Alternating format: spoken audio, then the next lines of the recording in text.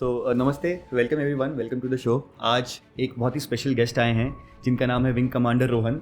नमस्ते सर। नमस्ते। डॉक्टर्स के साथ साथ अगर किसी को भगवान का दर्जा देना है तो हमें जो हमारे फौजी हैं उनको देना होता है, क्योंकि अपने जान की फिक्र ना किए बगैर इतने सारे लोगों की रक्षा करना, उसके लिए एक आप में एक कहीं ना कहीं अगर आप में भगवान बसते होंगे तभी आप ये काम कर सकते लोगों का एक परसेप्शन बना हुआ है which says that okay yes if it is Air Force it is all about pilots. Of course it is, because ultimately they are the ones who are going at the front lines, they are the one who are doing the rescue operations, they are the one who are transporting the men and troops from one place to other. So that is true. So can you just give us an idea about आपके training days कैसे थे? Training days was Guns N' Roses, जिसमें कि it was more of guns than roses. In fact जब हम सुबह के time पे भी तो हम लोगों को चाय मतलब एक लग्जरी थी। अच्छा। स्पेशली व्हेन आप जूनियर टर्म में हो, चाय लग्जरी थी, बिस्किट लग्जरी थी। ओके। सो हमको अभी भी याद है, एक गुड डे बिस्किट का उस समय छोटा सा पैकेट हमारे रूम्स के बाहर रख दिया करते थे, एंड चाय का थर्मस आता था, लेकिन कोई ना कोई सीनियर वहाँ पे खड़ा रहता था तो हमको चाय लेने में भी शर्म आती थी। वो 60 लोगों के बीच में एक चाय का कप फ्लोट कर देते थे। ओके।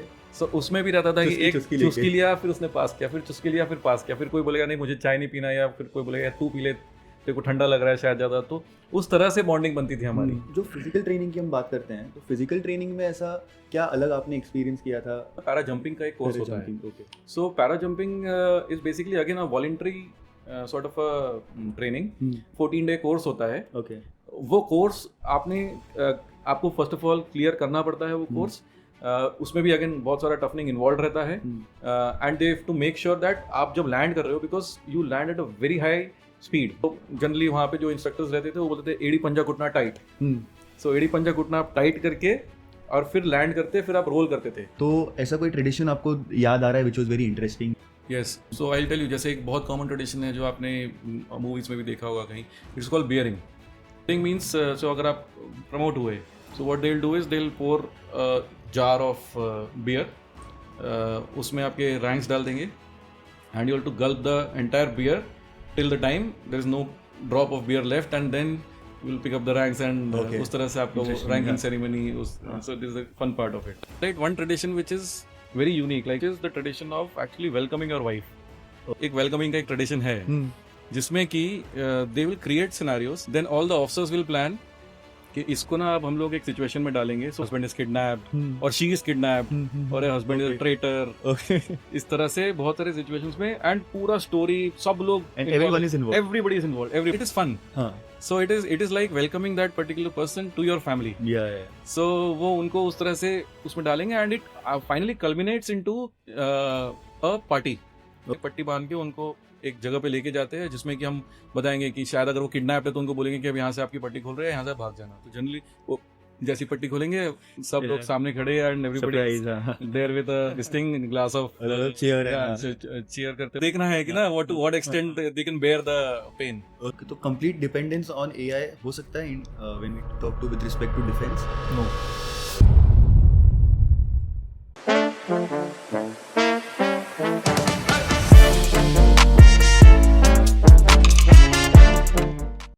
नमस्ते, welcome everyone, welcome to the show. आज हम जिस टॉपिक पे बात करने वाले हैं, ये हम सभी को फैसिनेटिंग लगता है। हम जब इंडियन एयरफोर्स की बात करते हैं तो हमारे दिमाग में खाली दो चीज़ें आती हैं। एक होता है वो फाइटर जेट्स, और एक होते हैं जो उन फाइटर जेट्स को चलाते हैं उन कमाल के यूनिफॉर्म्स में पायलट्स। बट हम भूल जाते हैं कि इन दोनों के लिए जो है एक बहुत बड़ी टीम की ज़रूरत पड़ती है। और आज इंडियन एयरफोर्स किस तरीके से काम करता है, इंडियन एयरफोर्स में अगर आप जाना चाहते हैं तो आपके लिए क्या क्या प्री रिक्विजिट्स की ज़रूरत है, क्या क्या आप एक्सपेक्ट कर सकते हैं, आपके लिए क्या क्या जॉब अपॉर्चुनिटीज़ हैं, उन सब चीज़ों के बारे में बात करेंगे। तो इन्हीं सब चीज़ों के लिए हमारे पास आज एक बहुत ही स्पेशल गेस्ट आए हैं जिनका नाम है विंग कमांडर रोहन। नमस्ते sir. Thank you so much for your time. और मेरा एक दिल से ये मानना है कि हम हमेशा डॉक्टर्स को कहते हैं कि डॉक्टर को हमेशा एक भगवान का दर्जा दिया जाता है, बट मेरा मानना है कि डॉक्टर्स के साथ साथ अगर किसी को भगवान का दर्जा देना है तो हमें जो हमारे फौजी हैं उनको देना होता है, क्योंकि अपने जान की फिक्र ना किए बगैर इतने सारे लोगों की रक्षा करना, उसके लिए एक आप में एक कहीं ना कहीं अगर आप में भगवान बसते होंगे तभी आप ये काम कर सकते हैं। सो ये मेरा जेन्युइनली मानना है, और मैं ये इसलिए कह रहा हूँ क्योंकि हो सकता है इस इंटरव्यू में क्योंकि एक बहुत ही लेमैन टर्म में मैं कुछ बातें कहूँ जो एक फौजी के लिए हो सकता है डिसरिस्पेक्टफुल हो, बट ये मैं इंटेंड नहीं करूँगा। एंड तो आप एक छोटा भाई समझ के मुझे प्लीज़ माफ़ कर दीजिएगा। हैविंग सेड दैट, जैसे मैंने कहा कि जब हम एयरफोर्स की बात करते हैं तो दो चीज़ें हमें हमारे जहन में आती है। एक वो फाइटर जेट्स, और उन फाइटर जेट्स को चलाने के लिए जो है वो handsome, good looking, smart pilots as you are. So उसके अलावा कितनी बड़ी टीम होती है या क्या क्या अपॉर्चुनिटीज़ हैं, अगर पहले आप उसके बारे में कहना चाहें तो। एंड उससे पहले if you could give a brief about what you have done and आपका क्या प्रोफाइल रहा है while working in Indian Air Force, that would be great. Sure. So thank you so much, Pratik ji, for calling me over here, and it is really an honor to be a part of this podcast. So yes, आपने सही कहा कि लोगों का एक perception बना हुआ है, which says that okay, yes, if it is Air Force, it is all about pilots. Of course it is, because ultimately they are the ones who are going at the front lines. They are the one who are doing the rescue operations. They are the one who are transporting the men and troops from one place to other. So that is true. But just one correction, आपने कहा handsome, good looking, smart pilot. So I don't know whether I am the first three, but I am definitely not the last one. So I'm not a pilot. I am a technical officer. I was a technical officer, in fact, and I served for the Air Force for 14 years. And within those 14 years, I had some beautiful experiences of the Indian Air Force. And मुझे भी actually नहीं पता था कि air force में इतनी सारी branches होती है। मेरे दिमाग में भी एक था कि पायलट ही होता है जो कि ना, so maybe a pilot is responsible for this also, that also.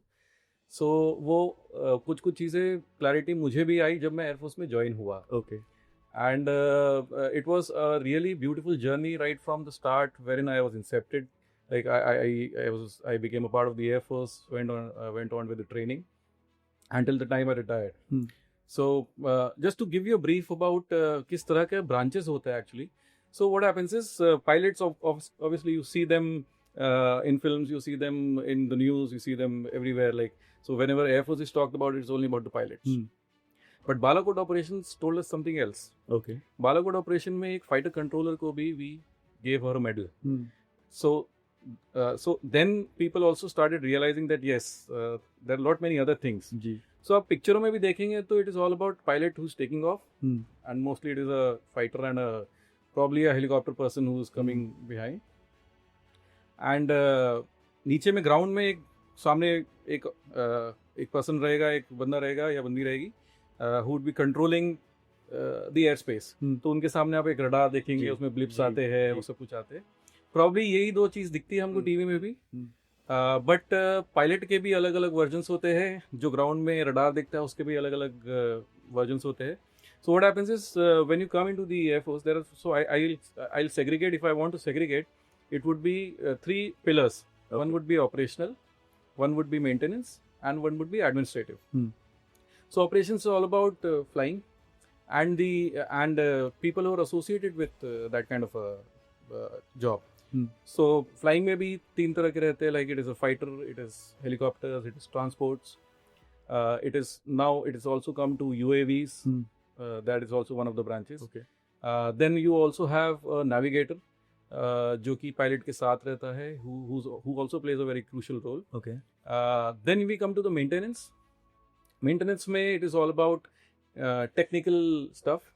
So उसमें भी बहुत सारी branches रहती है. So if I say maintenance officers, then they are segregated into two compartments, say.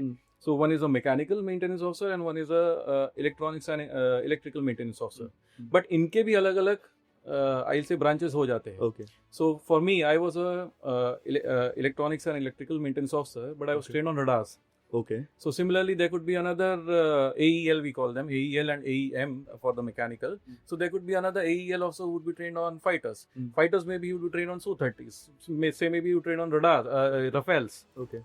So इसमें भी अलग अलग रहते हैं. And so there is no I'll say कुछ ऐसा स्टैंडर्ड नहीं रहता है कि if I'm trained on radars, I'll be able to take on the maintenance of any radar. Okay.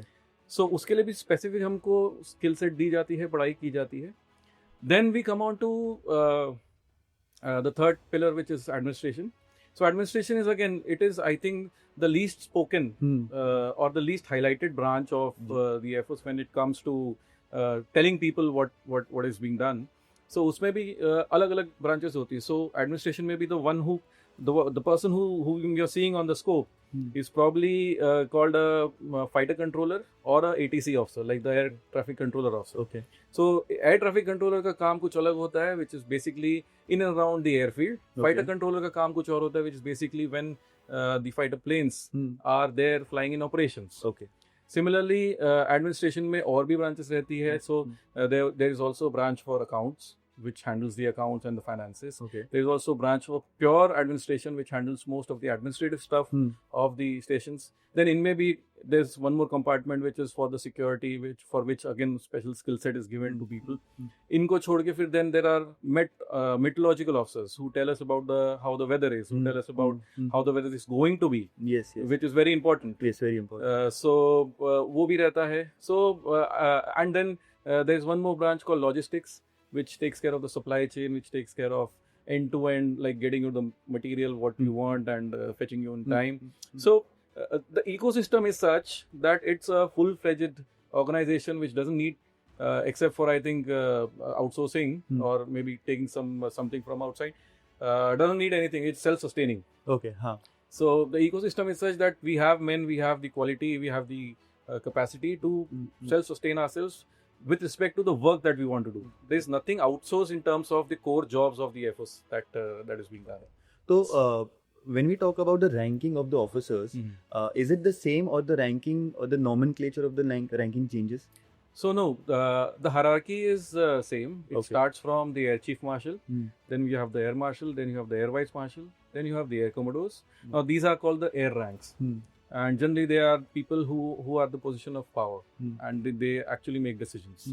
Then you have the group captains who again at certain stages, at certain stations also, they command the stations. Okay. Then you have wing commanders, which I was. Then you have squadron leaders, then you have flight lieutenants, then you have flying officers. So this is the hierarchy of the officers. Below them are the Jawans and they have a different set of hierarchies. So but yes, any officer who's getting inducted becomes a flying officer first.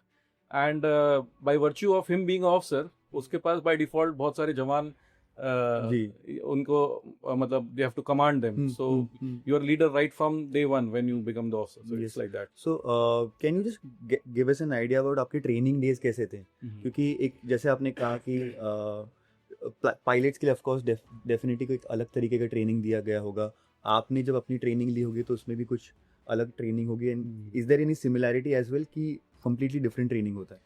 So part of it was similar and obviously जो हमारी I'll say branch specific training थी वो different थी. Okay.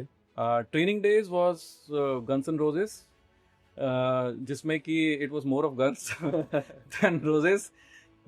So I'll just tell you my fond memory of how the training began. So I was in Mumbai before joining the Air Force. यहाँ पे I was working for a corporate firm. So the first day when we actually landed on the railway station of Sikandrabad. So Air Force Academy is in Sikandrabad. So Sikandrabad railway station में हम लोग गए. So I think morning 6:30 मेरा train वहाँ पे आया था. And we had people who were there to receive us. So हम लोग वहाँ गए. Then there was a list in front of them. There were 4 specific pages. And each page had squadron name. So there were squadrons in which we were supposed to go in when the training started. So मेरा नाम एक Aquino squadron was the one. So I was a part of the Aquino squadron. There are very 4 interesting. squadrons. Yeah. So there were 4 squadrons and I was a part of the Aquino squadron. And मैंने अपने list में नाम देखा. So I thought that maybe people of certain height, health, इस तरह के लोग इस squadron में जाएंगे या इस तरह के लोग. But it was completely random.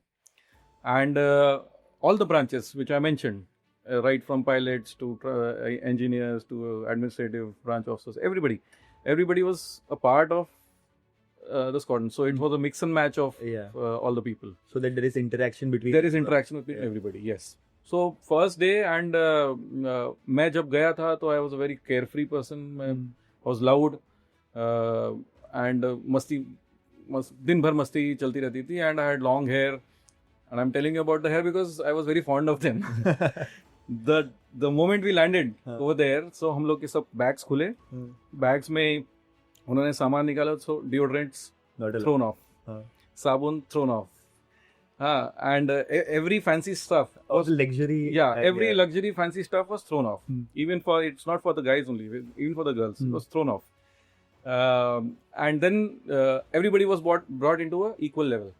So आप भले ही कितने भी अमीर या कितने भी गरीब घर से आ रहे होंगे, but everybody is brought at the same level. So we were given the same pair of shoes, we were given the same pair of shorts, shirts, everything was same. उन्होंने ही हमें इनफैक्ट किट दिया था जिसमें नहाने का सामान था, जिसमें हमारा वॉशिंग का सामान था, सब कुछ उन्होंने ही दिया था. So there the journey started. The first day hair were gone. So my pre and post वहाँ से ही चालू हो गया. The first day hair were gone. And schedule was also like starts 4:30 in the morning. And फिर toughening होता था. फिर आधे घंटे का ब्रेक दे के हमको बोलते थे क्विकली गो एंड चेंज, तो जिसमें हम लोग को नहाना धोना, freshen up, everything, and we have to shave and within that half an hour go and have your breakfast and then come again, and then फिर से टफनिंग होता था थोड़ा. फिर then we used to have classes. Now there were some classes which were common for all, there were some classes which were exclusively for only pilots because they had a different curriculum. Then from these classes we used to come back.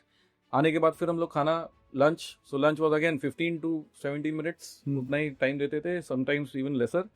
अगर आपने मस्ती की हो तो even lesser. So मस्ती कहीं ना कहीं होते रहता है. So मस्ती I'll say जान के नहीं होती, मस्ती हो जाती है. तो उनके हिसाब से मस्ती हो जाती है, एंड उनके हिसाब से मस्ती हो गई तो फिर then you will have to pay for that. अच्छा. So everything comes with a cost, so and every action has a reaction. Okay. So आपने कुछ भी किया तो उसका रिएक्शन तो है ही. And the beautiful part in the academy is, एक ने भी अगर कुछ गड़बड़ी की तो सबको वही पनिशमेंट मिलेगी, या सबको वही हार्ड टफनिंग मिलेगी. So we had to actually stay as a group. It was not that कि एक बंदा कहीं और जा रहा है and he is trying to excel, या एक बंदा पीछे रह जा रहा है. We had to stay like a group, and it was, so that was a time. And मतलब you make bonds in that kind of environment. So सुबह जैसे आई रिमेंबर हैदराबाद में उस समय बहुत ठंड होती थी, and I went for the trainings in Jan Feb till I'll say March 1st, 2nd week काफ़ी ठंड होती थी वहाँ पे. And the grounds used to be very like open ही था सब कुछ वहाँ पे. Academy is very huge. If you've been had a chance, it is very big, very big. तो वहाँ ग्राउंड में हम लोगों को सुबह सुबह बुला लेते थे, तो ठंडी हवा चलती रहती थी.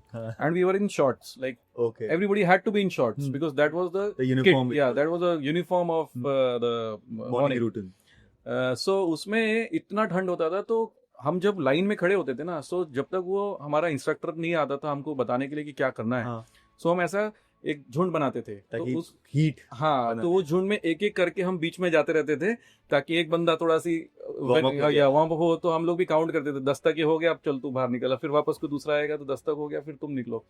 सो it was that kind of camaraderie that we followed over there. In fact जब हम सुबह के टाइम पे भी, तो हम लोगों को चाय मतलब एक लग्जरी थी. अच्छा. स्पेशली व्हेन आप जूनियर टर्म में हो, चाय लग्जरी थी, बिस्किट लग्जरी थी.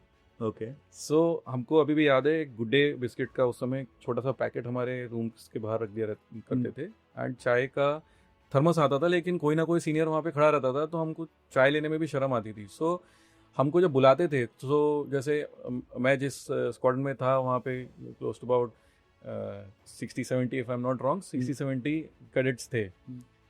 वो 60 लोगों के बीच में एक चाय का कप फ्लोट कर देते थे. ओके.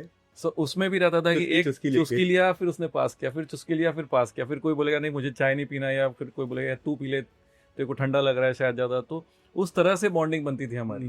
बिस्किट भी सिमिलरली ऐसे ही रहता था, लाइक 5 बिस्किट सब में बांट दी, जिसको जितना खाना है खा लो. So yes, training days were very very memorable. And हम लोगों को एक एक्चुअली बहुत अच्छी चीज सीखने मिल गई वहाँ पे, that you can not take anything for granted. कि जैसे ही आपने सोचा कि यार ये हो जाएगा, डेफिनेटली वो उसमें कुछ ना कुछ कठिनाई आने वाली है, एंड उसको उससे कैसे बाहर निकलना, that was all about giving you that toughening और giving that training that you can stand in any circumstance और situation, come what may. So अगर आज की तारीख में से suppose somebody is caught there and still be able to stand with that chest wide, कि बताइए क्या करना है ना, so it is only because इतना टफ बना देते हैं उस समय कि you feel that okay I can handle any situation. जैसे आपने कहा कि जितना काम आसान लगे समझ जाओ कि वो हो सकता है डिफिकल्ट होगा, बिल्कुल, और जितना डिफिकल्ट काम लगे हो Yes. सकता है वो आसानी से आसानी से साइकोलॉजिकल गेम। Yes psychological. तो जैसे आपने कहा ना कि जो सीनियर्स से हम शर्म आती थी, तो वो क्या था मतलब? सो सीनियर्स का एक पार्ट रहता था एक्चुअली हाँ। ट्रेनिंग में। सीनियर्स का पार्ट यही है कि जूनियर्स को टफनिंग देना हम्म, सो दैट वो भी उस लेवल पे आ जाए हम्म, जिसमें कि जैसे मैंने आपको बताया कि कोई भी सिचुएशन फेस कर ले। सो सीनियर्स क्या करते थे कि हम लोग को छूट भी देते थे, हम्म, लेकिन जहाँ दिख रहा है कि ज़्यादा छूट हो गई तो फट से पुल बैक कर पकड़ लेते थे। हाँ। सो ये हेल्प कैसे करता था, जैसे हम लोग के वहाँ रन्स होते थे। सो हम लोग के जैसे 8 किलोमीटर भागना है आज, हाँ आज 4 किलोमीटर भागना है। सो अगर आप नॉर्मल यूज टू नहीं हो रनिंग के, सो आप पहले 500 मीटर में ही you will start feeling that breath, and आप फिर ना सोचने लगोगे और कितना और कितना और कितना। अगर आपके दिमाग में कोई ये डाल दे कि बस और 200 मीटर ही बचा है, बस और 100 मीटर ही बचा है, हाँ। सो आप फिर भी वो वाला टारगेट लेके चलोगे, तो then there are short targets. Yes yes. So seniors का काम क्या होता है, तो वो भी हमारे साथ भागते थे, ओके। एंड वो लोग जैसे देखते थे ना कि कोई पीछे रह गया है, तो वो फिर बोलते थे बस बस वेट करना, हाँ। बस थोड़ा सी बस वहीं तक चलना है, बस वहीं तक चलना है। और वहीं तक करके हम लोग को 7-8 किलोमीटर भगा देते थे कि बस वहीं तक करके। And by the end of the day when we used to come, then we used to thank them कि अगर आप नहीं होते तो शायद हम इतना नहीं भाग सकते थे। So their job was continuously to make sure कि हम ट्रैक पे है, मोटिवेटेड है, एंड जो भी टफनिंग हो रही है वो एक पॉजिटिव टफनिंग हो रही है, like it is going in a positive trend, not a negative trend. ये नहीं होना चाहिए कि कोई उसको मतलब इतना टफनिंग देने के बाद बोले कि क्या चल रहा है and he finally quits. So that is not the intention. The intention is to make you stronger mentally and physically both. तो डर भी लगता था सीनियर से? बिल्कुल बिल्कुल बिल्कुल। सो सुबह अगर 4 बजे भी कोई सीनियर दिख जाए, हाँ। एंड आपको आप कितने भी ज़्यादा in your personal I will से यू कुछ कमिटमेंट हो आपका, सीनियर ने अगर बोल दिया कि आपको यहाँ पे आना है एंड गिव मी 10 पुशअप्स, अरे बाप रे। सो आपको वो पहले करना है फिर ही आपको जाना है। Obviously you can decide not to do that, but then it's up to you. फिर बाद में क्या होगा? बाद में क्या होगा, सो it is up to you. So it was like that, and it was a part of the seniors plus it was a part of the instructors. So academy में बहुत सारे officers रहते थे जो कि instructors रहते थे, they used to monitor, but then seniors were the one who used to give us and interact with us more. Okay. So continuously वो हमको बताते थे क्या trends है, किस तरह से आपको रहना खाना पीना है। इनफैक्ट academy में जो हमारा रूम भी रहता था उसको भी साफ करना हमारी जिम्मेदारी रहती थी। बेड को भी I'll say you have to make your bed, तो बेड भी बनाना हमारी जिम्मेदारी रहती थी। एंड देन अलमारी में कपड़े भी किस तरह से रखे जाएंगे वो भी एक पर्टिकुलर पैटर्न होता था। ओके। सो अगर आपको इस तरह से फोल्ड करके ये चीज़ यहाँ रखनी है, वो चीज़ वहाँ रखनी है, सेकंड ड्रॉवर में ये आना चाहिए, फर्स्ट कंपार्टमेंट में ये आना चाहिए। Very detailed, everything was very detailed, and it was a job of the seniors to tell us कि ये इस तरह से होना चाहिए, एंड वही सुपरविजन के लिए आते थे। हाँ। यस, एंड क्योंकि they have been there for more than a year, yes. तो उनको वो चेंजिंग क्या क्या चीजें बदल रही हैं, क्या क्या बदलाव आने वाला है, उसके बारे में भी आपको एक आइडिया दे देते होंगे। सो बदलाव तो जनरली ज्यादा नहीं होता है, but they only through us they relive their junior memories. It is like that. So वो जो भी उनको ऐसा लगता था कि वो उनके टाइम पे कुछ सही नहीं हुआ है, so वो minor changes they say कि हाँ इससे ज्यादा betterment हो सकता है, improvement हो सकता है at a very minuscule level, because क्या होता है कि जो मेजर डिसीजंस रहते हैं कि किस तरह से ट्रेनिंग होनी है, ये सिर्फ एयरफोर्स अथॉरिटीज के हाथ में रहता है, एंड जो वहाँ पे इंस्ट्रक्टर्स रहते हैं, जो ऑफिसर्स रहते हैं वहाँ पे पोस्टेड, उनके हाथ में रहता है। Seniors have very little scope of making any change in that. Yeah ultimately even they are cadets who are being trained. Yes. तो जब आप इंडियन एयरफोर्स में ट्रेनिंग ले रहे थे, तो एक फिजिकल ट्रेनिंग होता है जहाँ पे आपको एक बेसिक ट्रेनिंग दी जाती है, and there must be some advance training जो आपको मिली होगी, जो सबके लिए कंपलसरी होगा। तो वो कौन से कंपलसरी एडवांस ट्रेनिंग थे जो स्पेसिफिकली इंडियन एयरफोर्स में दिया जाता है? सो जो हमारे सिस्टम्स होते हैं ना, वो सिस्टम्स के बारे में जो ट्रेनिंग होती है that is specific. Okay. So if I say that I was trained on radars, and within radars also I was trained on a mobile radar. So mobile radar क्या होता था कि जो बाकी लोगों को पता भी नहीं, I don't think any civilian also knows about this thing. Because उसमें क्या होता था, ये रडार्स एक ट्रक पे माउंटेड होते हैं, तो एक ट्रक पे रडार माउंटेड होगा, एक ट्रक पे उसका डीजी सेट माउंटेड होगा, एक ट्रक पे उसका ट्रांसमिटर माउंटेड होगा, एक ट्रक पे एंटीना माउंटेड होगा, एंड क्या होता है कि फाइनली ये सारी ट्रक्स को इंटरकनेक्ट करके then we make the radar operational. Okay. The highlight of the mobile radars is कि वो फोल्ड हो जाते हैं and when you want to go at a remote place तो वहां पे जाके आप इसको डिप्लॉय कर सकते हैं. ओके. सो आप वहां पे जाके उसको डिप्लॉय कर दीजिए, वापस से सारा इंटरकनेक्शंस बिठा दीजिए, वहां पे अपने टेंट्स वेंट्स लगा दीजिए, एक छोटा सा शहर वहां पे बसा दीजिए एंड देन उसके बाद आप ऑपरेशन चालू कर दीजिए. Okay. सो इसकी ट्रेनिंग हमारी स्पेसिफिक होती थी. Okay. इस and it is not just about ये सब तो पेरिफेरल है कि आपको वहां जाके ऑपरेशनल करना है. रडार कैसे मेंटेन करना है इसकी ट्रेनिंग स्पेसिफिक थी. लाइक एयरक्राफ्ट कैसे मेंटेन करना है उसकी ट्रेनिंग एकदम स्पेसिफिक होती है. ओके. सो एयरक्राफ्ट में भी Su-30 को कैसे, सुखोई को कैसे मेंटेन करना है स्पेसिफिक. सो राफेल को कैसे मेंटेन करना है स्पेसिफिक. सो वो स्पेसिफिक जो ट्रेनिंग है वो हम लोग का एज अ स्पेशलाइज्ड कोर्स होते थे, उसमें हमको ये सिखाया जाता था. तो ये जो स्पेशलाइज्ड ट्रेनिंग होते हैं वो सिक्योरिटी को ध्यान में रखते हुए कुछ स्पेसिफिक लोगों को सिखाया जाता है या so that they excel in that is the only purpose? Secrecy भी कोई नो नो, ये हमारे सॉर्ट ऑफ फाइल से it is a combination of lot of things. So हम ट्रेनिंग के टाइम पे कंटिन्यूसली जो हमारे सीनियर्स भी रहते हैं, इंस्ट्रक्टर्स भी रहते हैं, वो असेस करते रहते हैं कि which person can be a good fit where. So उसकी डिसीजन मेकिंग कैपेसिटी कैसी है, उसको स्ट्रेस लेने का वो कितना है, प्लस उसके एकेडमिक्स में भी कैसे मार्क्स चल रहे हैं. सो इस तरह से there are lot of things. Okay. There are lot of things which decide that you should go where. And sometimes कभी कभी क्या होता है कि किसी एक पर्टिकुलर सिस्टम की जरूरत रहती है, डिमांड रहती है कि इसमें ज्यादा लोगों को भेजना है क्योंकि शायद वो अपकमिंग है या शायद उसमें जो ऑफिसर्स है, जो क्रू है वो कम पड़ रहा है. सो वो सारी डायनामिक्स भी रहती है. सो उसके हिसाब से फिर डिटेलमेंट होता है कि yes like these people will go to this fleet, these people will do the perform the maintenance of this fleet. तो जो फिजिकल ट्रेनिंग की हम बात करते हैं तो फिजिकल ट्रेनिंग में ऐसा क्या अलग आपने एक्सपीरियंस किया था, या जैसे जहाँ तक मुझे ध्यान आ रहा है, हो सकता है मैं गलत हूँ, बट पैराग्लाइडिंग और वो सारी चीज़ें होती हैं जो एक स्पेशल ट्रेनिंग दी जाती है. तो ऐसा कोई स्पेसिफिक ट्रेनिंग जो आपको याद हो which was like very tough और विच यू एंजॉयड? यस. सो ये जो आपने कहा ना कि पैराग्लाइडिंग, सो पैराग्लाइडिंग नहीं होता, पैरा जंपिंग का एक कोर्स होता है. Okay. So para jumping is basically again a voluntary sort of training जिसमें कि आपको अगर जाना है तो आप उसके लिए एक फॉर्म भरते हैं and then you have to be a medical fit of course and आप वहाँ पे जा सकते हैं. वो ट्रेनिंग का खास बात ये रहता है कि it happens in Agra and वो there is a different concept. When you para jump तो आप एक राउंड कैनोपी पैराशूट के साथ जंप करते हैं. ओके. वो पैराशूट का जो डिसेंट रेट है इट इज वेरी हाई. तो नॉर्मल हम जो पैराशूट जो आप देखते हो ग्लाइडर्स वाले, वो आप मैनूवर कर सकते हो. दे आर रेक्टेंगुलर पैराशूट्स, आप मैनूवर कर सकते हो. इस पैराशूट को आप हार्डली कुछ मैनूवर कर सकते हो, ये हवा के साथ चलता जाएगा एंड तेजी से नीचे भी आएगा.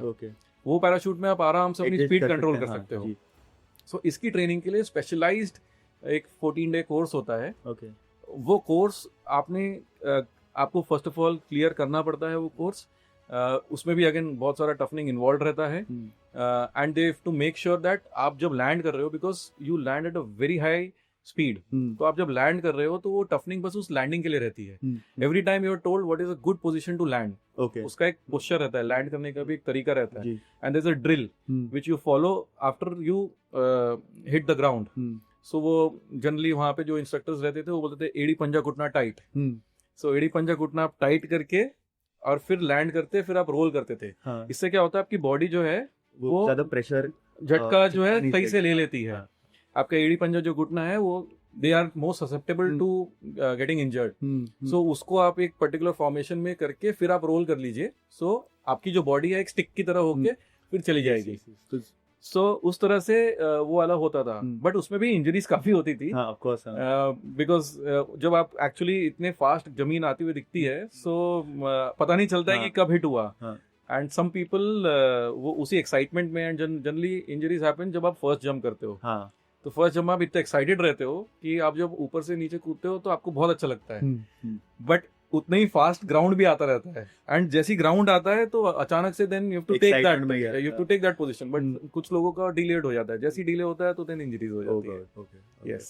सो ये इंजरीज तो बहुत must be very risky injuries जिसकी वजह से शायद से उनको घर भी वापस जाना पड़ता होगा. सो एक बार अगर आप देखिए, बेस्ट पार्ट ये है कि एक बार आप फौज में कमीशन हो गए तो आप जनरली घर वापस तब तक नहीं जाते तब जब तक आपका एक बहुत ही कैटास्ट्रोफिक इवेंट ना हुआ हो। इसमें क्या होता है, इंजरीज होती है। अगर बहुत मेजर इंजरी है तो everything will be taken care by the hospitals within the फौज, which are very good again. Yeah of course. So वो आपका पूरा इंजरी को टेक केयर करेंगे, एंड जब तक आप हील नहीं हो जाते तब तक आप रहिए, आराम करिए। उसके बाद you can come back on duty, depending on in what state you come back. तो अगर आपका medical category is still not absolutely fit, तो वो उस तरह का ही आपको रोल वापस देते हैं जिसमें कि आप वो जॉब कर सके, वो वाला। So they take care of that. Yes. Before we move ahead, आपने ना बार बार कहा कि टफनिंग की जाती है, हम्म। टफनिंग की जाती है। वो टफनिंग में एक्चुअली क्या क्या होता है? क्योंकि ये टफनिंग आपने बहुत एम्फसाइज किया है, एंड जितने बार आपने एम्फसाइज किया मुझे लगता है कि नहीं, कुछ ना कुछ तो So you want this to be a motivational session for people who want to come in? और no, टफनिंग में क्या होता है, तो स्टार्ट विथ पहले रनिंग होता है, एंड उसके बाद नॉर्मल पुशअप्स, फिर बहुत सारे वो रहते हैं लाइक उठक बैठक अगर हम उसको बोले तो उस तरह से होते हैं। फिर जंप्स करना, हाई जंप्स करना, फिर रोल करना, फिर बैक रोल करना, एंड इसी के और वेरिड फॉर्मेशंस। तो ये जो मैंने बताया ये काफ़ी अच्छे वो वाले थे। इसी के और वेरिड फॉर्मेशंस होते हैं जिसमें कि it really takes a toll on your mental strength कि मैं और कितना जा सकता हूँ आगे। सो जनरली हम मतलब आई वॉज फॉर्चुनेट इनफ कि मेरे साथ जितने भी मेरे फ्रेंड्स थे, who are the best of my friends now, हम लोग मस्ती करते करते टफनिंग करते थे। ओके। सो क्या होता है ना कि अगर आप ऐसे एनवायरनमेंट में हो एंड आप उस एनवायरनमेंट में जोक मार पा रहे हो तो आपका टाइम सही निकल जाता है, मेंटल हेल्थ बना हाँ बना रहता है। एंड अगर आप हमेशा उस एनवायरनमेंट में ये सोचते रहते हो कि वो मैं कहाँ फंस गया यार आके ना, सो आप वो सस्टेन नहीं कर पाते। Then that is the time when lot of people decide कि मेरे को वापस जाना है ना, मैं छोड़ रहा हूँ ये। तो हम लोग क्या करते थे, आपस में जोक करते रहते। तो रोल मार रहा है तो रोल मारते मारते हम जोक मारते रहते थे। ठीक है, सीनियर को गाली दे दी चुपके से, ठीक है, सीनियर ने सुन लिया तो फिर एक और गाली दे दी। उसके बाद भाग रहे हैं तो भागते भागते भी ना कुछ भी उठ पटांग बातें करना चालू कर दी, स्टोरी सुनाना चालू कर दी एक दूसरे को। सो उससे टाइम निकलता रहता था। बहुत सारे पॉडकास्ट और बहुत सारे किस्सों में सुना है कि कुछ ट्रेडिशंस होते हैं। जब आप ट्रेनिंग करते हो उस वक्त के कुछ ट्रेडिशंस होते हैं हर अपने अपने ट्रेनिंग इंस्टीट्यूशंस के, और एक बार आपने जब वो ट्रेनिंग खत्म कर लिया उसके बाद एक ट्रेडिशन होता है। तो ऐसा कोई ट्रेडिशन आपको याद आ रहा है which was very interesting yeah which you know really makes you feel that I have achieved something in life? Yes. So होते हैं एक्चुअली इस तरह से काफ़ी, आपने you pointed out right. So when we are in the academy उस समय भी ट्रेडिशंस होते हैं। सो प्रॉब्ली जब हम लोग एकेडमी से पास आउट होते हैं, so then lot of traditions I will say, जैसे कि हम लोग एक डाइनिंग आउट नाइट होता है हमारा, जिसमें कि हम एक पर्टिकुलर अटायर में वो अटेंड करते हैं। फिर then within the academy also like when, so हम लोग ने भी पहली ट्रेनिंग 6 महीने की हैदराबाद में की थी। उसके बाद क्लोज टू अबाउट 1 ईयर हम लोग बैंगलोर में थे। सो बैंगलोर में it was only a technical training. Hyderabad was more of a generic training. Bangalore में it was more specific to our branch and stream. So उस ट्रेनिंग के दौरान भी बहुत सारे ट्रेडिशंस रहते हैं जो कि लाइक होते हैं। एंड देन फाइनली जब यहाँ से हम निकल जाते हैं, when we finally go to the field, वहाँ पे अलग ट्रेडिशंस होते हैं, and their traditions are more like fall out of an event. Okay. So एक इवेंट रहेगा, उसी के हिसाब से वो ट्रेडिशन होगा। So I will tell you, जैसे एक बहुत कॉमन ट्रेडिशन है जो आपने मूवीज में भी देखा होगा कहीं, इट्स कॉल्ड बियरिंग। आप जब भी प्रमोट होते हो या आपकी कुछ अचीवमेंट होती है, सो आप you call the entire station to say that okay I am giving you bearing. Bearing means, so अगर आप प्रमोट हुए, so what they will do is they will pour jar of beer, उसमें आपके ranks डाल देंगे, and you have to gulp the entire beer till the time there is no drop of beer left, and then you will pick up the ranks, and उस तरह से आपका ranking ceremony, so this is a fun part of it. Then yes, but I would like to highlight one tradition which is very unique, like which everybody knows, but still they fall a trap to it. Okay. जो भी फौज में आता है, everybody knows, which is the tradition of actually welcoming your wife. Okay. सो बहुत लोगों को नहीं पता है, एंड जितने भी लोग मेरे ख्याल में फौज में हैं उनको सबको पता है, एंड जो उनसे शादी भी करके आ रहा है irrespective whether it is a male और अ फीमेल, उनको भी पता है कि ये एक वेलकमिंग का एक ट्रेडिशन है, जिसमें कि they will create scenarios, situations ऐसा बनाएंगे कि आपको ऐसा लगेगा कि मैं एक्चुअली वो जो स्टोरी है मैं उसका पार्ट हूँ. ओके. सो जैसे कोई वाइफ आई, मतलब like a lady who is married and come inside, then all the officers will plan कि इसको ना अब हम लोग एक सिचुएशन में डालेंगे. सो वो सिचुएशन कुछ भी हो सकता है, like your husband is kidnapped और शी इज किडनैप्ड और हस्बैंड इज ट्रेटर. Okay. इस तरह से बहुत सारे सिचुएशंस में, एंड पूरा स्टोरी सब लोग, And everyone is involved. everybody is involved, everybody, Okay. and it goes on for, it can even go on for days. Okay. इतना ज्यादा वो हो जाता है. सो द आइडिया इज कि इस लेडी का जो मेंटल स्ट्रेंथ है उसको जब तक ब्रेक नहीं कर सकते तब तक सब कोई ट्राई कर सकता है, सब कोई. So even the senior most of the station will come and play his bit. हाँ. जो जूनियर मोस्ट भी है वो भी आएगा, वो भी कुछ कुछ करेगा. Ma'am, Even the senior officers are involved. yes, it is fun. हाँ. So it is like welcoming that particular person to your family. Yeah. So वो उनको उस तरह से उसमें डालेंगे, and it finally culminates into a party. Okay. जिसमें कि जनरली ऐसा होता है कि उनकी आंख में पट्टी बांध के उनको एक जगह पे लेके जाते हैं, जिसमें कि हम बताएंगे कि शायद अगर वो किडनैप्ड है तो उनको बोलेंगे कि अब यहाँ से आपकी पट्टी खोल रहे हैं, यहाँ से भाग जाना. तो जनरली वो जैसी पट्टी खोलेंगे सब लोग सामने खड़े, एंड एवरीबॉडी Surprise. हाँ. There with this thing, glass of Cheer. Cheer करते हुए. And then it really for that lady to be, and उसका हस्बैंड भी इन्वॉल्व रहता है. अच्छा. Oh. So and for the other vice versa also, Yeah. if it's a person, Female officer. yeah, female officer, husband is and, also. yeah, so वो भी involved रहती है. Okay. And the idea is कि देखना है कि ना to what extent they can bear the pain. Okay. So that is also a part of this. So this is one tradition which I think anybody who has underwent this tradition वो कभी जिंदगी भर नहीं भूलेगा कि ये उनके साथ हुआ था. And this gives them a life memory actually. Yeah, of course. मतलब ऐसा कोई एक तो फौजी माहौल में जाना ही इतना Yes. ओवरवेलमिंग होता है. Yes. और फिर उसके बाद आप जब ऐसी कुछ देखोगे हाँ. जहाँ पे सभी लोग इन्वॉल्व है, Right. Everyone, Right. तो आई कैन जस्ट इमेजिन कैसा लगता होगा. Yes. तो थोड़ा आगे बढ़ते हैं कि जब आप आफ्टर कंप्लीटिंग योर ट्रेनिंग, जब आप पहली बार you are working as an officer, तो एक कमाल का एक्सपीरियंस हुआ होगा. मतलब Yes. कि आपने ट्रेनिंग ली है, Right. इतने साल आपने जो इतना समय दिया है, इतना मुश्किल के बाद कई बार आपको लगा भी होगा कि now I need to give up, या ये मेरे लिए बना नहीं है. Mhm. Then you go and you do your first job as an officer. Right. तो वो कैसा एक्सपीरियंस था? बिल्कुल सो वेरी आई विल से ये बहुत ही मेमोरेबल इवेंट रहता है when you go there as an officer, for that matter when you pass the portals also as a officer.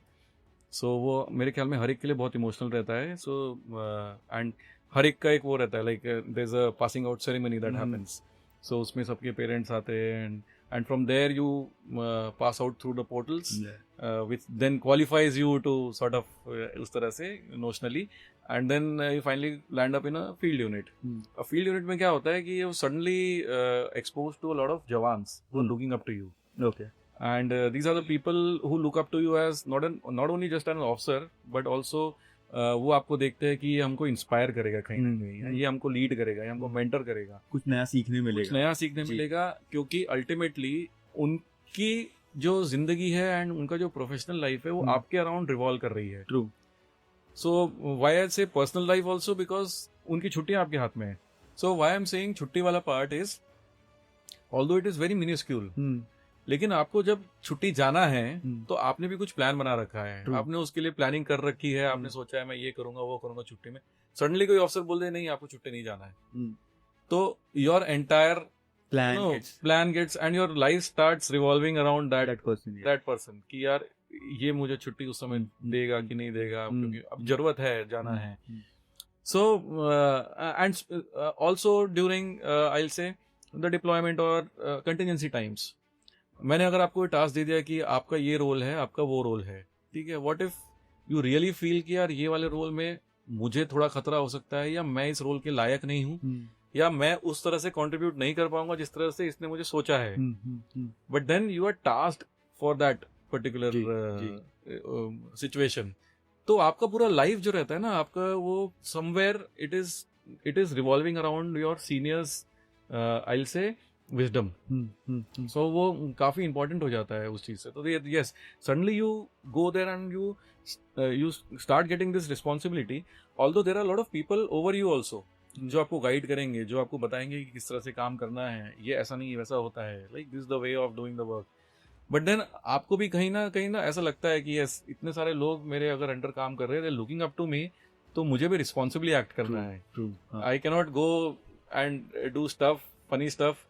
You need to create an image in Yes, front of them yes, ताकि yes, they look up to yes. you and Yes, they feel comfortable. because the only thing that can inspire them is जो उनका जज्बा है अभी भी जो बना हुआ है towards defense, towards contributing to the nation, towards actually selflessly doing it for the country.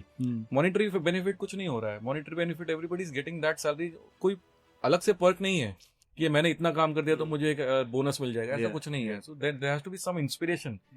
And it can only come from a person who's actually leading them that way. Yes.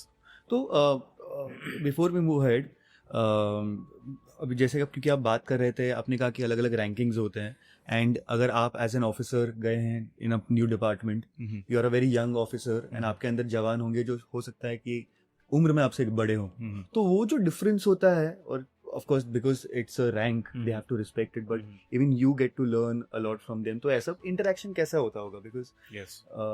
Position का तो बहुत ज्यादा ख्याल रखा जाता है. Yes, yes, yes. So आपने एकदम सही कहा. I think for the first tenure, जो कि हमारा 2-2.5 साल का रहता है, उसमें हम काफी सीखते हैं उनसे, क्योंकि वो मास्टर्स रहते हैं उस ट्रेड के. So generally technical, apart from flying branch per se, apart from flying branch, every other branch is exposed to people like you mentioned just now.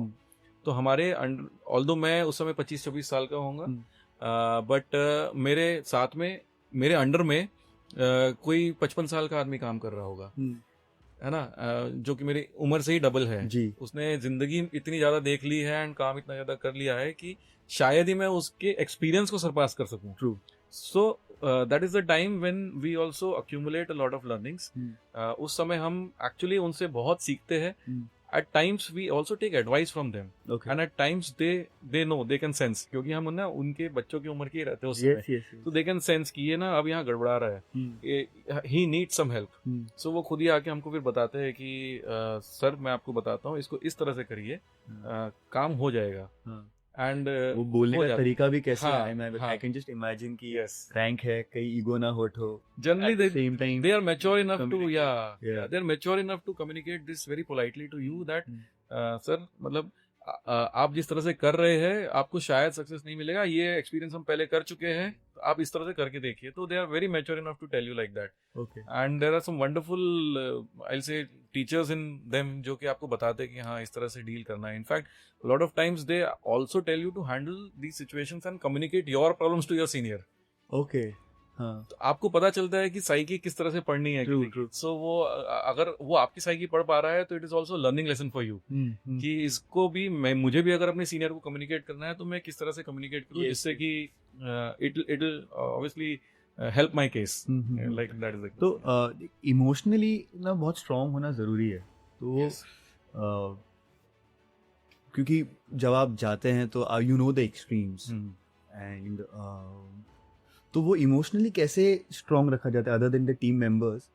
आपके साथ कोई ऐसा एक्सपीरियंस था जहाँ पे you said that you know I am really stuck and I don't want to right now be here, या any situation which you feel that people usually come across? So these are the times when really everything is not working for you, I'll say. Because एक ray of hope चाहिए रहती है आपको to get out of this situations, but then there are some situations जहाँ पे कुछ भी काम नहीं कर रहा है एंड यू से यार हो गया बस, this I am done, and that's the time your family really plays a very important role. So it is not when you enter into this profession, it is not just about you, it is also about your family. True. Yeah. And they are an equal contributor to your ups and downs and your achievements, I'll say. क्योंकि कहीं ना कहीं एक father एक mother जो कि बूढ़े हैं उनको भी जरूरत है आपकी, but you are not able to spare your line of work and go to them. So they have to be also mentally very strong to be able to, you know, and ऐसा भी नहीं होता है कि हम उनको बुला ले and हमारे साथ रह लो, because at that age they cannot adapt to these situation. And sometimes हम लोग की postings भी ऐसी होती है which are at very remote places. So yes, and there the family really suffers. And from family I mean the wife, the kids, because वहाँ पे शायद बच्चों की एजुकेशन का there could be some problems. So then आपको as a family call लेना पड़ता है कि यार मे बी वाइफ एंड जो बच्चे हैं वो they stay at a place where they can get good education, and then I serve the duty over here. Yes. So those 2.5, 3 years for you, again it's a very tough time because आप अकेले हो घर पे, वहाँ अकेले, there are emotional requirements, बच्चे भी बड़े हो रहे हैं. That ways family plays a very very important role in telling you, okay, no, there is a purpose you came in for. You have to serve that purpose first. Everything else comes second. आप जिस मकसद से आए हैं जो कि देश की सेवा है, आपका काम पहले वो है, क्योंकि अल्टीमेटली उससे बड़ा कुछ नहीं है. Rest everything can fall in place provided you have the will and the wisdom. But अगर आपने वही बोल दिया कि नहीं I just can not, you succumb to the situation, तो then yes, that's the easiest option I'll say. So आपके लिए सबसे toughest posting अगर आप कहें कि ये एक posting था जहाँ पे मैंने बहुत कुछ सीखा और बहुत टफ था, मुझे बहुत समय लगा अडेप्ट होने में, या कुछ ऐसे प्रोजेक्ट्स आए होंगे, कुछ ऐसे काम आए होंगे, ऑपरेशंस आए होंगे, any Yes. such So operation? yes, so I was posted to the northern sector.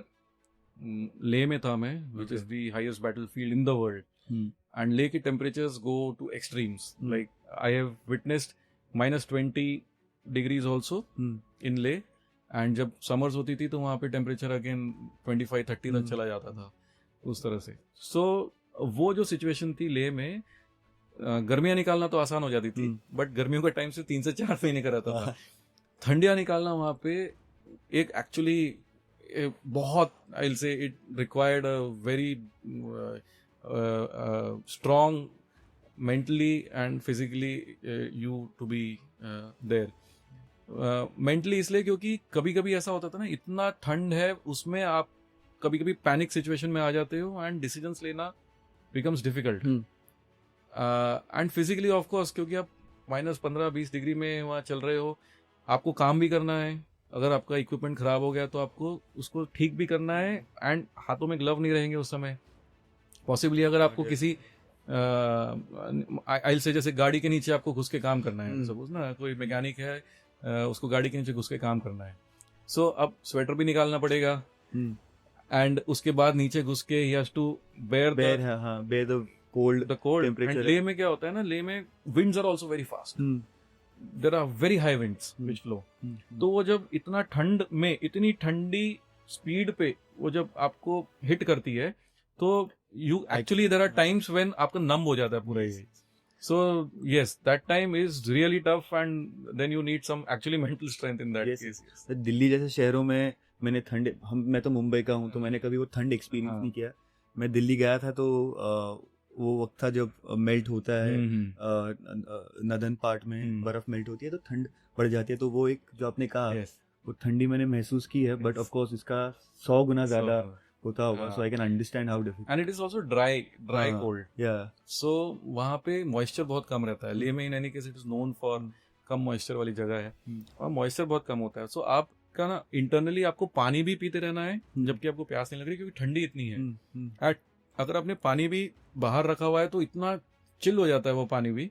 सो वो पानी भी वहाँ पे तो खैर we had made that like there are non combatant members also of the like defence, जिनका काम ही ये रहता है कि ना दे मेक श्योर दैट आपका जो चाय पानी है ये सब कुछ है, they are to bring your comfort basically.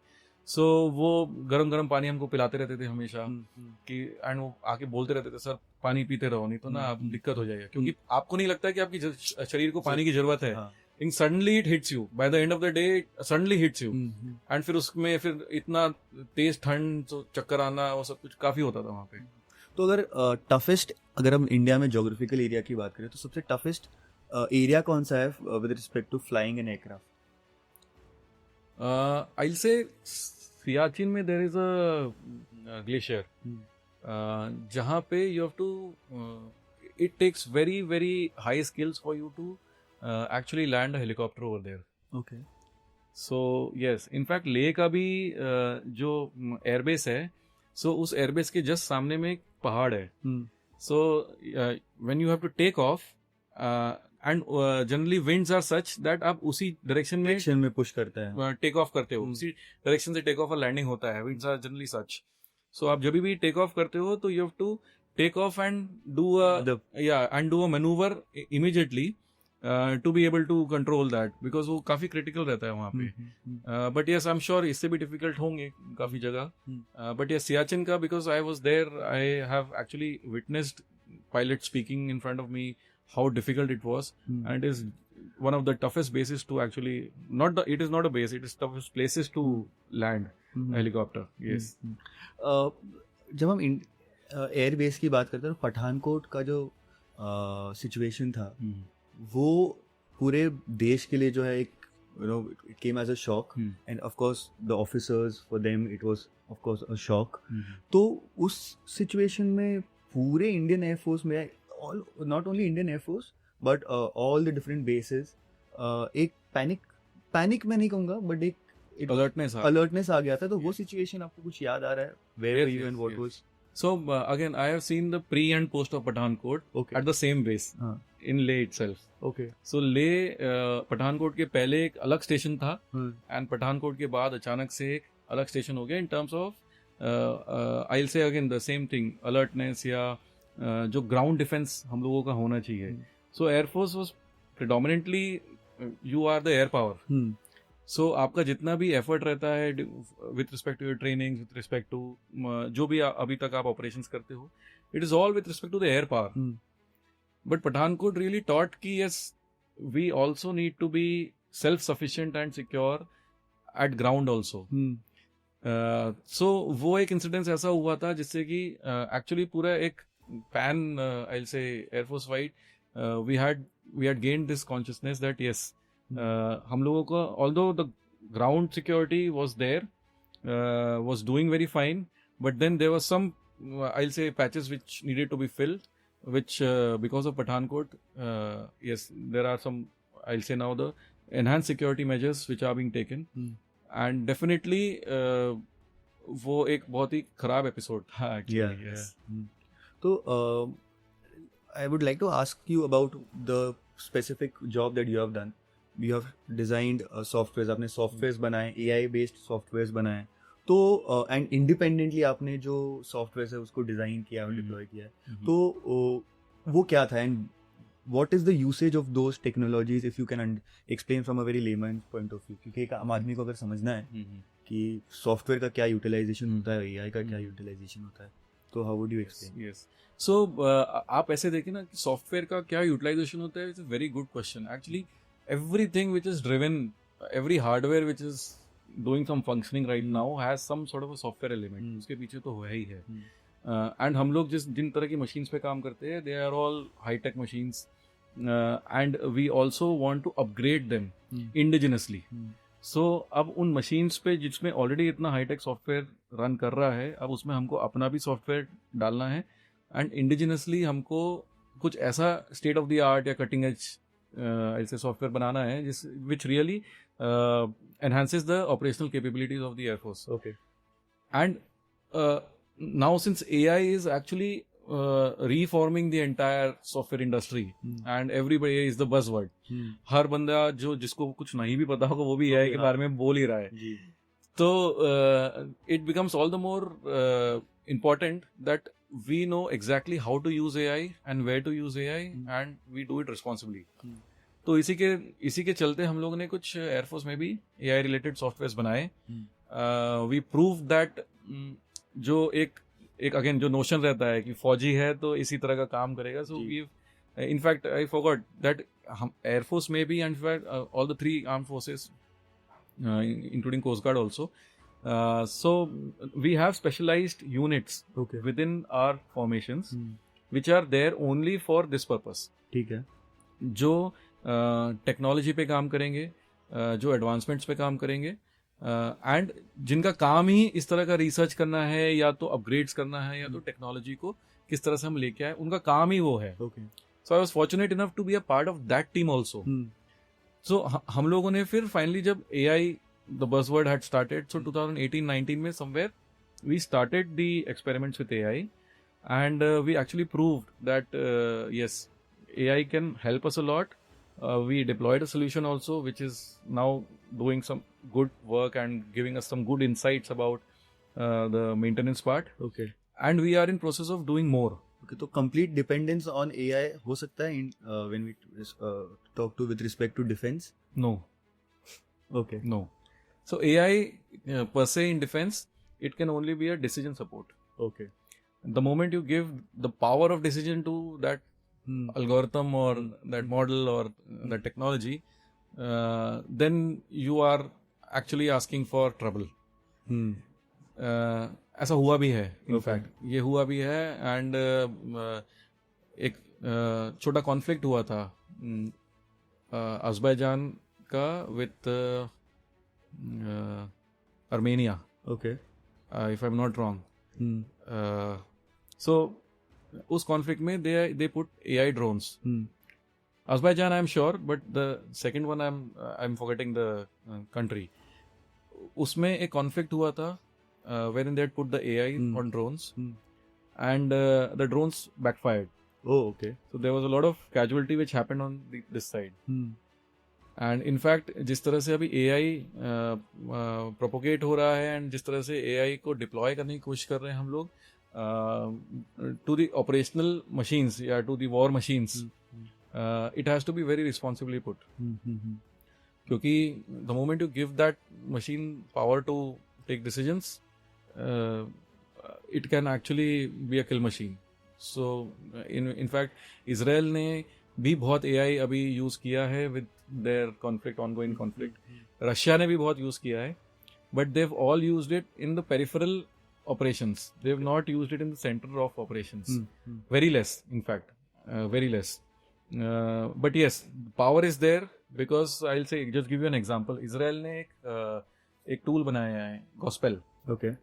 So इस टूल का काम क्या है कि आपकी टारगेट मैपिंग करना है. Okay. So generally, target mapping is done by specialist officers. So close to, I can say, if I put close to about 20 to 25 officers, then I would be able to come up with close to about 100 targets in a year. Oh, okay. That's the kind of effort that goes into actually finding out a very Target. strategic or a tactical target. But with the Gospel, now you can find close to about 100 targets in a week. Oh, इतना drastic Yeah, difference. so that is the difference. That is the difference that the AI is making. But then it is only giving you some decisions to take. It is giving you the targets, but ये अब आपके ऊपर है. It is there for the human interpretation that yes, whether this is actually a target which is of my need or not. Okay. Yeah. आप उसको blindly नहीं follow कर सकते. The moment you do it, probably आप बहुत ज्यादा casualty, civilian casualty भी कर सकते हो शायद. प्रिसीजन जो है वो जैसे आपने कहा कि साल में 100 टारगेट्स ढूंढना, तो वो प्रिसीजन होता होगा. But when with respect to AI आपको 100 दे देगा हफ्ते में, बट आपको डिसाइड करना है कि कौन सा सही है कौन सा गलत है. Yes. उसकी भी प्रिसीजन अच्छी है, लेकिन फिर भी you can not rely solely on that. Human intervention तो लगेगा ही. ह्यूमन इंटरवेंशन लगेगा. तो ये जब हम आईटी इंफ्रास्ट्रक्चर की बात करें और एआई की बात करें, नॉट स्पेसिफिकली एआई बिकॉज बहुत नया है, तो इंडिया का डिफेंस सिस्टम और जो आईटी इंफ्रास्ट्रक्चर है वो ग्लोबल लेवल पे अगर आप देखें तो how at par are we with the super powers? When I say superpower, I mean financial superpowers, because we are economic. हमारा जो डिफेंस इकोसिस्टम है that is coming up big time. हमारा defence ecosystem पे जितना emphasis अभी दिया जा रहा है शायद ही पहले कभी हुआ था.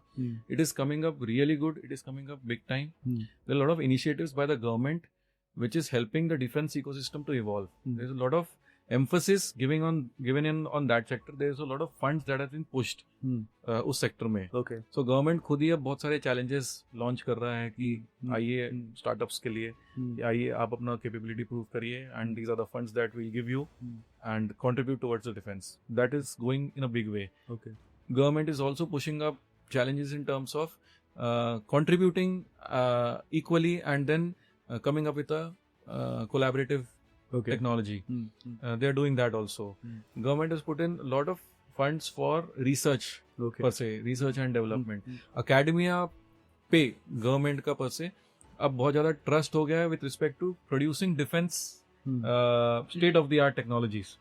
So a government is looking towards IITs and good technical schools and colleges for providing them solutions. So yes, हमारा जो defense ecosystem है in any case बहुत बढ़ रहा है. Plus there are some big organizations like Adani, like Godrej, like Mahindra, and many more in fact. They are also coming up with lot of good things. Tata, solar industries, so they're coming up with good technology, and good part is they're indigenous. Yeah. So that's the best part. And now even DRD is also working hand in hand with a lot of companies. So we are trying to push the boundaries, and बहुत अच्छी pace पे evolve हो रहा है अभी defense का ecosystem. So yes, I'll say at the moment we may not be there with the big superpowers, but very soon we can be there with the current setup and the current I'll say push towards giving emphasis on defense. We can be there. So we are on the path of building the gap between building a bridge between the gap, and हमको पता है कि हमें कहाँ जाना है, and we are on that path. Yes. In fact, कुछ defense technologies तो हम अब export भी कर रहे हैं. हाँ. BEL is exporting radars now. Yeah. So that is the situation we are into. From a totally importer sort of a country, we are now starting exporting also. So yes. So now that you have completed your service tenure and आप अब आपके career path में एक change ला रहे हैं, तो जब आप कॉर्पोरेट्स के साथ काम करते हैं या सिविलियंस के साथ जब आप काम करते हैं, तो एक तो करियर पाथ क्या क्या अवेलेबल है, और हाउ इजी और डिफिकल्ट इट मस्ट बी, क्योंकि एक बड़ा फैक्टर जो मुझे नज़र आ रहा है कि डिसिप्लिन का, तो उसके अलावा क्या क्या चैलेंजेस है और क्या क्या अपॉर्चुनिटीज़ है आपने देखा होगा. सो डिसिप्लिन एक्चुअली ये हमारे लिए एक वो हो जाता है कि it is a reputational I'll say good thing that comes with us. And the moment you talk about कि एक फौजी को इस कंपनी में लेना है, the first thing that comes to your mind is discipline होगा first. Second is कि काम करवा देगा. So but yes, challenges आते हैं in terms of the corporate world, the pace at which they work, and the culture at which that they work. So when I talk about Air Force per se, because I've experienced that first hand, so यहाँ पे एक cultural shift इसलिए होता था क्योंकि when you tell a work to a person, it will be done. वो कैसे होगा, कौन करेगा, वो आपको ज़्यादा you need not go into that minute details. It will be done, and it will be done without any monetary compensations, and शायद कभी कभी बहुत अच्छी चीजें भी हो जाती है विदाउट एनी अप्रिसिएशन ऑल्सो, क्योंकि उसको पता है ये मेरा काम है, ये मेरे को करना ही है, and somewhere it is contributing towards the higher goal. So वो हो जाता है. बट कॉर्पोरेट्स में everything comes with there are brownie monetary values and yes. So that is there, but nevertheless, like career paths wise, I think now all the defense personnel who are getting out are smart enough to actually decide the career path on their own. So I'll say typically आपका retirement के 1-1.5 साल पहले से आप planning चालू कर देते हो कि मेरे को किस दिशा में जाना है या किस तरह का मेरे को करियर चूज करना है. Close to about 3 to 4 months before you are actually quitting, आप एकदम फुल फोर्स में वो सब कुछ कर देते हो. So during this time you take all the certifications, relevant certification जो इंडस्ट्री स्टैंडर्ड्स के रहते हैं, यू डू स्किल अपग्रेड्स, तो वो सब आप कर लेते हो. And then finally when you come out, so एक डिफेंस वाला तो आपके पास एंगल रहता ही है कि this person is morally correct, ethically he is reliable, discipline है इसमें, knows how to get the job done.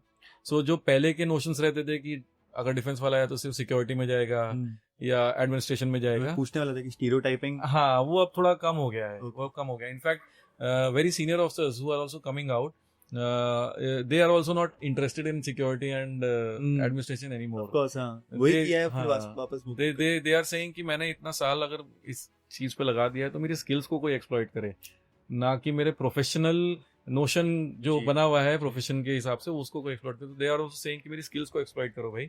So that's why a lot of and that is also one of the reasons why India is also growing in the space of defense, because now all these experts who are coming out, they are contributing as consultants, they are contributing as a workforce in the organization. So that's how also हम लोग का actually growth हो रहा है उस case में. Yeah. ठीक है, मुझे बात करने में तो बहुत मज़ा आ रहा है एंड और भी बहुत सारे सवाल मन में बने हैं, but I think you know हर एक कॉन्वर्जेशन का एक टाइम होता है and so I really enjoyed this conversation. बहुत कुछ समझने मिला, बहुत कुछ सीखने मिला. जैसे मैंने आपको कहा कि हो सकता है मेरा बैठने का तरीका या जिस तरीके से मैं आपसे बात कर रहा हूँ थोड़ा कैजुअल हो, but I really respect everyone from the forces and I am very sorry अगर मैंने कुछ ऐसा कुछ होगा जिससे I मैंने enjoyed the conversation. No. That's तो perfectly. And I just hope कि आपको भी मजा आया होगा. Yes, मेरे yes, सवाल thoroughly. जुवेनाइल ना लगे हो. हाँ ना. और बहुत क्यूरियोसिटी था जब आप Yes. बात कर रहे थे और आपने जब अपने किस्सों के बारे में बताया. I just want you to request all our viewers कि ये इस चैनल को लाइक शेयर और सब्सक्राइब करें और ये पॉडकास्ट ज़्यादा से ज़्यादा लोगों तक पहुंचे अपने फौजी स्टाइल में. So अगर देश के लिए कुछ करना है तो आप आई होप जो मैंने आपको बताया उससे आप इंस्पायर हुए हो, एंड आई होप कि इस टॉक के बाद you would have that sense of belongingness to serve the nation, or maybe to contribute maybe in any way to the nation. And for this I really thank Praglab ji कि आप इस तरह से ये जो चीज़ें जो शायद लोगों को नहीं पता होती है, the good parts also of the defence, so ये इस तरह से प्रोपोगेट हो रहा है. So I really request you to please like share and subscribe his channel, so that इनको अगर मोटिवेशन मिलेगा तो ये और कुछ और नई इन्फॉर्मेशन आपके सामने ला सके, and definitely it is for the good of the country. Thank you so much. Thank you so much. Thank ये पॉडकास्ट को हम यहीं पे एंड करते हैं और आपसे मिलते हैं अगले पॉडकास्ट में. Thank you so much.